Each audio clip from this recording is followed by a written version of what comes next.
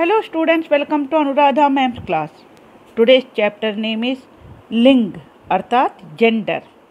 लिंग का अर्थ है स्त्री या पुरुष।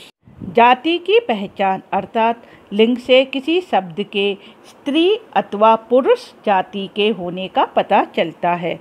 जैसे राहुल पढ़ रहा है, दादी जी पूजा कर रही हैं, पिताजी ऑफिस जा रहे हैं, धोबिन कपड़े सुखा रही है, नदी बह रही है।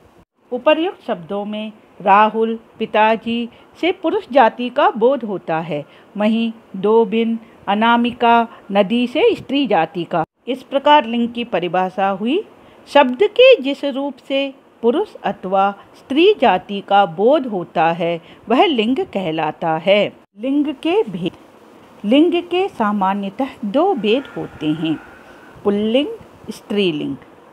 पुल्लिंग जिस शब्द से पुरुष जाति का बोध होता है उसे पुल्लिंग कहते हैं।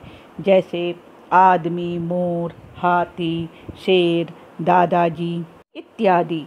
स्त्रीलिंग जिस शब्द से स्त्री जाति का बोध होता है उसे स्त्रीलिंग कहते हैं।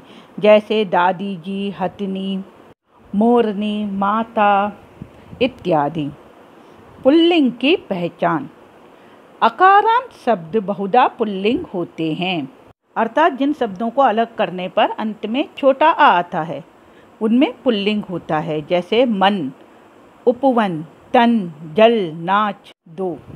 जिन शब्दों के अंत में अक, त्व, य, आ, आव, आवा, ओड़ा, पा, पन, न आदि प्रत्यय लगे हों वे बहुधा पुल्लिंग होते हैं। जैसे गायक, साधुत्व, शिष्य, सोना, बुलावा, चढ़ावा, हथौड़ा, बचपन, पढ़ना, लिखना इत्यादि। 3. पर्वत, समुद्र, पेड़, देश, अनाज, ग्रह, मास, वार, धातु, रत्न, द्रव आदि के नाम प्रायः पुल्लिंग होते हैं। जैसे हिमालय, हिंद महासागर, बरगद, जामुन, भारत, चीन, फ्रांस, गेहूँ, जौ, चना, सूर्य, चंद्र, शनि, मार्च, अप्रैल, जून, सोमवार, मंगलवार, सोना, तांबा, जस्ता, हीरा, दूध, घी, तेल, पानी इत्यादि। शरीर के कुछ अंग पुल्लिंग होते हैं। सिर, मस्तक, हाथ, पैर, घुटना, हृदय, दांत, नाखून, टखना आदि। वर्णमाला के कुछ वर्ण पुल्लिंग होते हैं। अ, आ, उ, क, च, ट, त आदि। जिन शब्दों के अंत में त्र वर्ण हो वे प्रायः पुल्लिंग होते हैं। मित्र, क्षेत्र, चित्र इत्यादि। जिन शब्दों के अंत में आर आता है वे प्रायः पुल्लिंग होते हैं। निराहार, संसार इत्यादि। पदों के नाम पुल्लिंग होते हैं। जैसे प्रधानमंत्री, राष्ट्रपति, कथाकार, वकील इत्यादि। स्त्रीलिंग की पहचान। आकारांत शब्द अर्थात जिन शब्दों के अंत में आ का उच्चारण आता है वे प्रायः स्त्रीलिंग होते हैं। दया, कृपा, सीमा, परीक्षा आदि। ऊकारांत शब्द प्रायः स्त्रीलिंग होते हैं। वायु, ऋतु, वस्तु, धातु, मृत्यु आदि। इकारांत शब्द भी प्रायः स्त्रीलिंग होते हैं। शक्ति, भक्ति, जाति, मुक्ति आदि। जिन शब्दों के अंत में आई, वट, हट, आवट, इया, ता, नी, ईमा, आहट आदि प्रत्यय हों वे प्रायः स्त्रीलिंग होते हैं। बनावट, बढ़िया, मनुष्यता, पढ़ाई, लिखाई, करनी, छलनी, महिमा, गरिमा, चिकनाहट, खिड़की, गरीबी, चक्री, ताकत, खपत इत्यादि। नक्षत्रों के नाम स्त्रीलिंग होते हैं। अश्वनी, रोहिणी इत्यादि। नदियों के नाम स्त्रीलिंग होते हैं। गंगा, सरस्वती, गोदावरी इत्यादि। किसी बोली अथवा लिपि के नाम स्त्रीलिंग होते हैं। हिंदी, गुरुमुखी, भोजपुरी, देवनागरी इत्यादि। स्त्रियों के नाम स्त्रीलिंग होते हैं। सीता, रीता, नीरजा इत्यादि। संस्कृत की ना और नी से अंत होने वाली संज्ञाएं स्त्रीलिंग होती हैं। प्रार्थना, वेदना, हानि इत्यादि। किराने के सामान स्त्रीलिंग होते हैं। इलायची, लौंग, काली मिर्च आदि। कुछ आहारों के नाम स्त्रीलिंग होते हैं।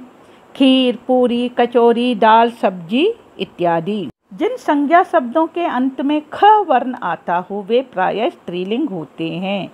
ईख, खोख, भूख, लाख आदि। कुछ शब्द सदा पुल्लिंग होते हैं जैसे तोता, बाज, चीता, भेड़िया, उल्लू, खरगोश, खटमल, मच्छर आदि। इन शब्दों का स्त्रीलिंग बनाने के लिए इनसे पहले मादा जोड़ देते हैं जैसे मादा मच्छर, मादा चीता, मादा बाज इत्यादि।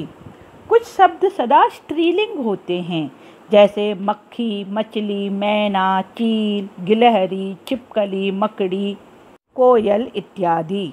इनको पुल्लिंग बनाने के लिए इनके आगे नर शब्द जोड़ देते हैं जैसे नर मक्खी, नर छिपकली आदि। कुछ शब्दों के अंत में प्रत्यय लगाने से पुल्लिंग से स्त्रीलिंग हो जाता है। आ, बाल, बाला। ई, कबूतर, कबूतरी। इन, लोहार, लोहारिन। इया, बंदर, बंदरिया। इका, लेखक, लेखिका। आइन, पंडित, पंडिताइन। आनी, नौकर, नौकरानी। नी, शेर, शेरनी। वती, बलवान, बलवती। मती, श्रीमान, श्रीमती। त्री, अध्येता, अध्येत्री। इसके बारे में विस्तार से हम अभी आगे पढ़ेंगे।